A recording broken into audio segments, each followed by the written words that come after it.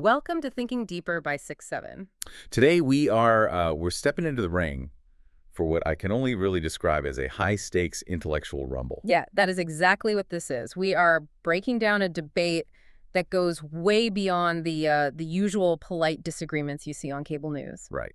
On one side you have the cosmic skeptic, Alex O'Connor. Young, British, hyperlogical, definitely a rising star in the atheist world. And on the other side, you have the veteran heavyweight of Christian apologetics, Dinesh D'Souza. And the topic isn't just, is the Bible true? It's a battle over how we even define truth in the first place. Exactly. I mean, is it historical fact or is it dramatic revelation? Yeah. They go all the way from the Garden of Eden to the Big Bang. But where this thing really heats up, and I mean really gets tense, is when they land on morality. Oh, yeah. We are talking about genocide, slavery, and this huge confrontation about whether the God of the Old Testament is basically just a tribal war god.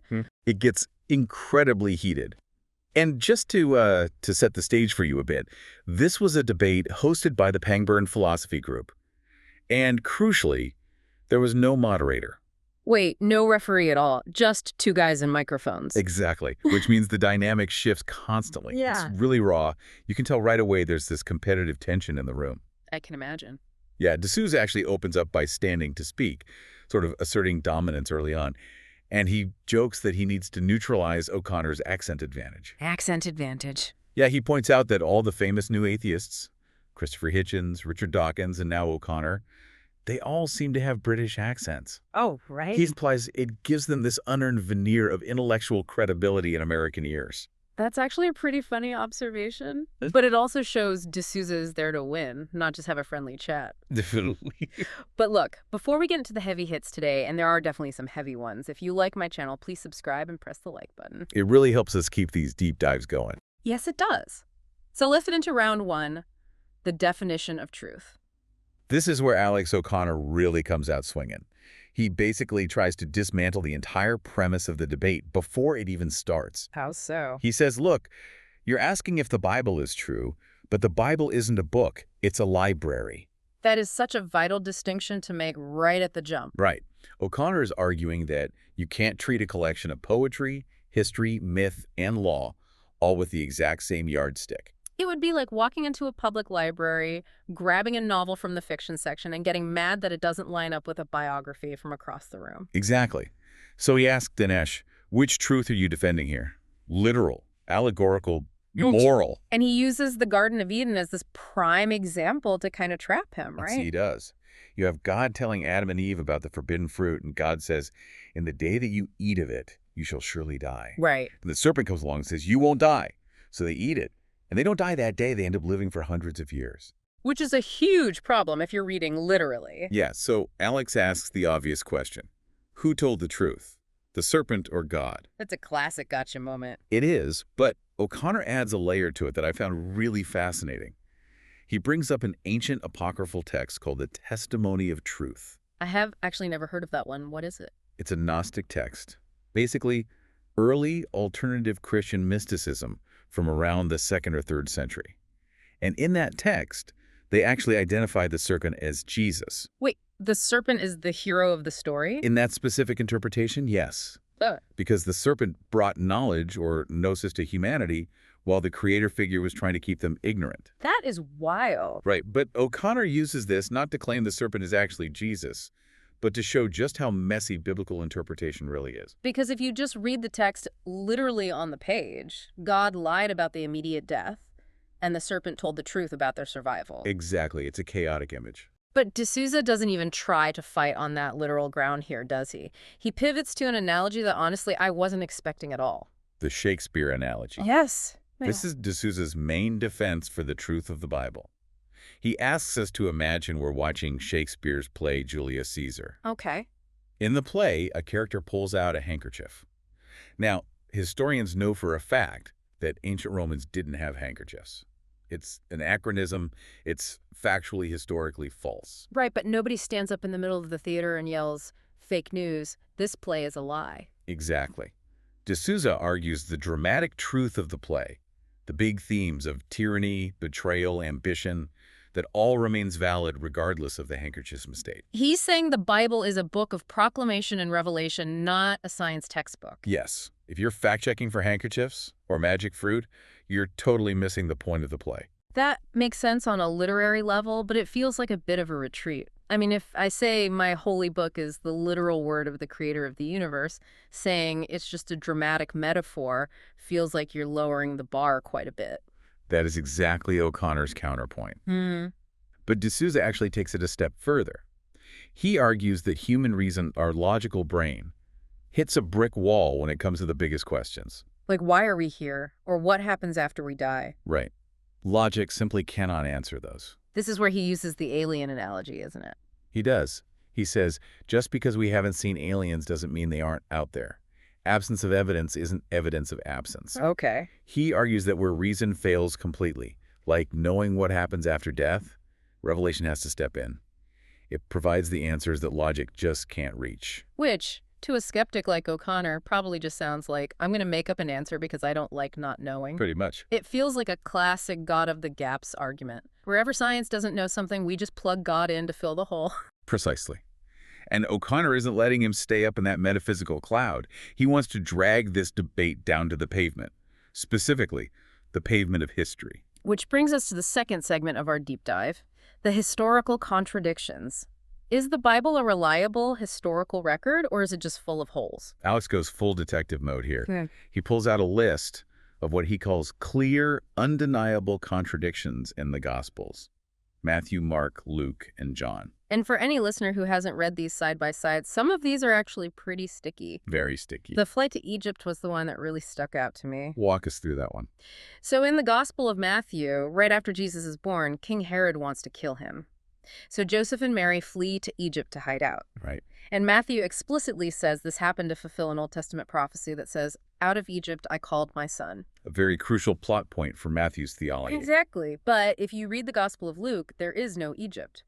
None at all. Right. They have the baby. They go to the temple in Jerusalem for the purification rituals, and then they go straight home to Nazareth. It's a totally different itinerary. You literally cannot be hiding in Egypt and living in Nazareth at the same time. It is a classic geographical conflict. And Alex argues it's not just an honest mistake or typo. He thinks Matthew deliberately invented the trip to Egypt, specifically to force Jesus' life to match that random line from the prophet Hosea. He's saying it's a theological invention, not history. That is a heavy accusation, that the writers were essentially writing historical fiction to fit a predefined narrative. Yeah. He also brings up the staff contradiction. In Mark, Jesus tells the disciples to take absolutely nothing for their journey except a staff. Right. But in Matthew and Luke, he says take nothing, not even a staff. Which feels like a really small detail. Like, who cares about a walking stick? Well, Alex's point is that if you can't trust the witnesses on the small, basic details, why should we trust them on the big supernatural ones? Yeah, if they can't agree on what the guy was holding, how do we know they agree on the resurrection? He even brings up the crucifixion date. John places the crucifixion before the Passover meal, so Jesus dies at the exact same time the Passover lambs are being slaughtered. Which is very poetic. Exactly. Jesus is the Lamb of God. But the other three synoptic Gospels place the crucifixion after the Passover meal. So again, Alex says it's theological poetry manipulating the historical timeline. But Dinesh flips this completely. He uses what he calls the jury argument. I actually really liked this argument from him. It's the idea that if 4 witnesses see a car accident on the street, they're all going to see slightly different things. Precisely. One sees a blue coat, another sees red. One thinks it happened at 2 o'clock, the other swears it was 2:15. And Dinesh argues that if the Gospels were identical, just word for word the same, it would actually prove collusion. Right. It would prove they all got together in a back room and got their story straight. Yeah.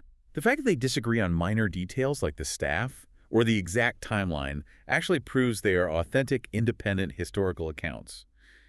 Real life is just messy. That's a really strong defense. But then they get into a specific piece of evidence that Dinesh loves. The women at the empty tomb. Oh yes, this is a massive staple of Christian apologetics. So all 4 Gospels agree that women were the very first ones to find Jesus' empty tomb. Correct. And Dinesh argues that in ancient Jewish culture, a woman's testimony was considered highly suspect, basically worthless in a court of law. He's absolutely right about that. Josephus, the ancient historian, actually wrote that women's testimony shouldn't be admitted into court because of the levity and temerity of their sex. That was just the brutal cultural mindset at the time. So Dinesh says if you were making up a fake religion from scratch in the first century, you would never write that women found the tomb. It actively hurts your case. Right, you'd have Peter or John find it first to make the story credible to the men in power. The fact that they wrote it was women means it must have really happened that way, precisely because it was so embarrassing to them. It's called the criterion of embarrassment. If a historical detail is embarrassing to the author, it's highly likely to be true. But Alex has a very practical, almost entirely mundane counter to this. He really does. He basically says, hold on a second. Who prepares dead bodies for burial in that culture? Women. Exactly. It was strictly the women's job to go to the tomb and anoint the body with spices. The men wouldn't be caught dead doing that. Right. So if you're a writer crafting a story about a tomb being found empty on the third day, you have to send the women there simply because of narrative necessity. If you wrote that Peter went to the tomb carrying spices, the ancient audience would stop and say, why on earth is Peter doing the women's chores? Exactly. So O'Connor argues it doesn't prove the story's true at all. It just proves the fictional writer knew who did the chores in that society. It completely moves the argument from cultural embarrassment to just basic narrative logic. It's a very sharp rebuttal. It is, but let's zoom out for a second. Literally. Let's talk about the entire universe. Because somehow they go from who carried a walking stick all the way to the Big Bang. This was a fascinating clash between science and theology. Dinesh cites the astronomer Robert Jastrow here. What's the core of his argument with Jastrow? Jastrow wrote a book called God and the Astronomers, and D'Souza uses it to point out that for centuries, the scientific consensus and the view of the ancient Greeks was that the universe was eternal. It had just always existed. This was known as the steady state theory, right? Exactly. And that is a very comfortable position for atheists. If the universe is eternal, you don't need a creator to start it. But the Bible, specifically the book of Genesis, made a radically different claim. It said there was definitive beginning, creation ex nihilo, out of nothing. Right. And then, in the 20th century, science finally discovers the Big Bang.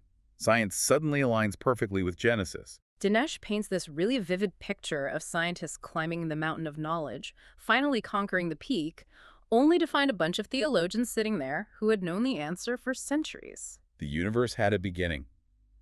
It's a great visual. It makes the Bible look scientifically prophetic. But Alex is definitely not buying it. No, not at all. Oh, Alex calls it a 50-50 guess. It's a coin toss. either the universe is eternal or it began. Right. The fact that the ancient biblical authors picked began isn't a miracle to him.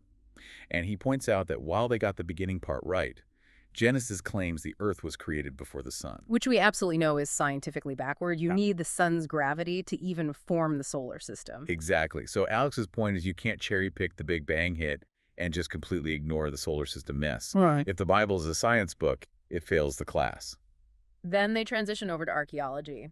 Dinesh brings up some recent discoveries, like Dr. Eilert Mazar finding what might be King David's palace in Jerusalem. Right, and he says she used the Bible literally as a map to find it. He also mentions evidence of burning found at the historical site of Sodom and Gomorrah.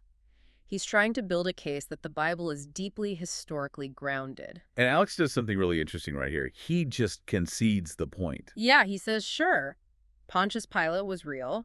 King David was likely real. These places exist on a map. But then he brings the hammer down. He uses the Harry Potter argument. He says, look, Harry Potter is set in London. King's Cross Station is a real place. You can go there today. That doesn't mean wizards are real. That is the ultimate crux of the historical debate. Hmm. Does getting the geography right buy you credibility for the supernatural claims? Dinesh says yes, it builds a solid pattern of truth. While Alex says no, historical fiction always uses real settings to sell the lie.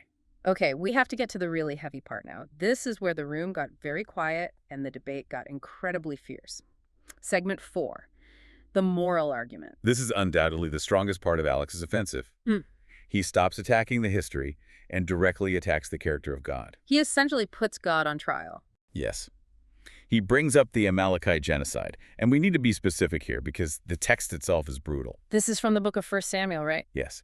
God commands King Saul to attack the Amalekites, and the command is painfully explicit. It isn't just, go defeat their army. It is, do not spare them, but kill both man and woman, child and infant, ox and sheep, camel and donkey. Child and infant, that's the part that just stops you cold. And Alex points out that Saul actually gets punished by God later in the story. But not because he killed too many people. No.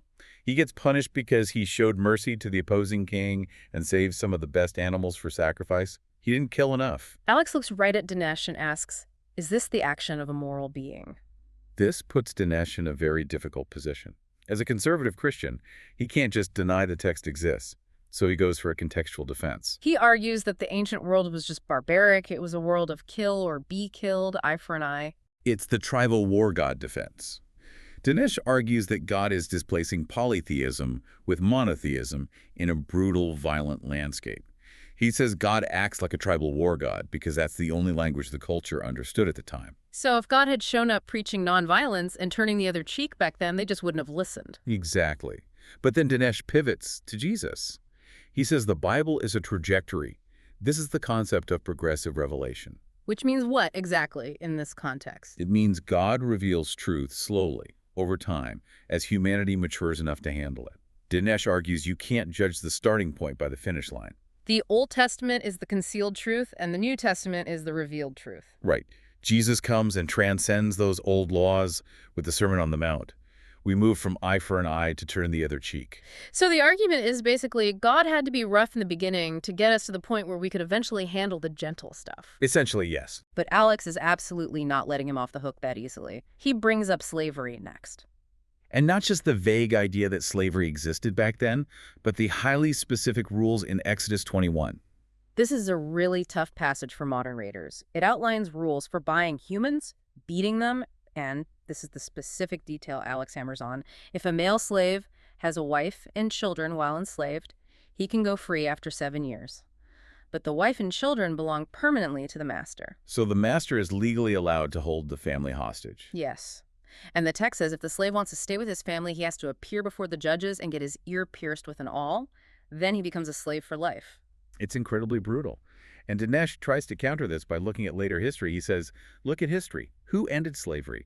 The abolitionists, the Quakers, Christians. Which is historically true. The abolitionist movement in the West was largely driven by deep Christian conviction. But Alex's counter-argument here is just devastating. He says the Southern slaveholders also used the exact same Bible, and frankly, they had the clearer text support. That is the very uncomfortable truth. The slaveholders could point directly to Leviticus and Exodus and say, look, God says it's okay right here in black and white. Here are the rules for how hard I can hit my slave. While the abolitionists had to rely on the broader themes of love and equality, the spirit of the law. But the slaveholders had the explicit letter of the law. Exactly. And this tension leads directly to the climax of the entire debate. Alex stops all the academic dancing around and demands a straight yes or no answer. This moment was so intense, he looks at Dinesh and asks, is the God you believe in the moral author of a universe where he commanded the slaughter of innocent children? And he just keeps pushing. He flat out refuses to let Dinesh pivot back to cultural context or progressive revelation. And Dinesh eventually answers him. He just says yes. That is a moment of profound honesty, but it's also a moment that starkly defines the divide between them. Because for Dinesh, God's ultimate authority defines what morality is, even if it looks like flat-out genocide to our modern eyes. If God commands it, it is by definition just. We are just the ones who don't understand the full cosmic picture. And for Alex, that is the ultimate deal breaker. He argues that if God commands genocide, then God is evil, and the very definition of the word good has lost all its meaning. Right. If good can actively include killing infants, then words just don't mean anything anymore. It really highlights these two completely incompatible worldviews. It does. Dinesh sees the Bible as this developing, overarching story. God meets humanity in the mud, in the barbarism, and slowly leads them out. And that process is validated by the big picture truths, like creation and the resurrection. To him, the messiness is just proof that God is working with real, flawed, historical humans. Right. Whereas Alex sees a library written purely by humans. He sees the geographical errors, the theological inventions like the flight to Egypt, and a tribal war god that perfectly reflects the brutal men who wrote the books in the first place. He argues that you can't just wave away divine commands for genocide and slavery just because we've magically progressed later on. It leaves you, the listener, in a really interesting spot. Does the ring of truth come from the messiness, like Dinesh says? Does the fact that it's gritty and contradictory prove it's a genuine record of real life? Or does all that messiness just prove it's man-made? That's the real question. And it raises a massive provocative question for us today. We so often judge these ancient texts by whether they are factually true. Like, did the walls of Jericho actually fall, or did the Red Sea really part? Right. But the much deeper question this debate raised is about authority itself. Precisely. If we look at the Bible and say, well, I really like the Sermon on the Mount, but I completely reject the genocide in Samuel, on what basis are we actually doing that? That's the trap. If you say that part of the holy text is morally wrong, aren't you judging God by a standard that is higher than the Bible itself? You are using your own modern, secular moral intuition to edit the divine book. And if so, where does that external standard come from? If we are the ones judging the Bible, then the Bible isn't our ultimate authority. We are. That is the ultimate question. If you need a moral yardstick to measure the Bible, then the Bible isn't the yardstick. It really is something to chew on. Definitely something to think about. Well, that's all for this deep dive into the clash between O'Connor and D'Souza. Thanks for listening to Thinking Deeper by 6-7. See you next time.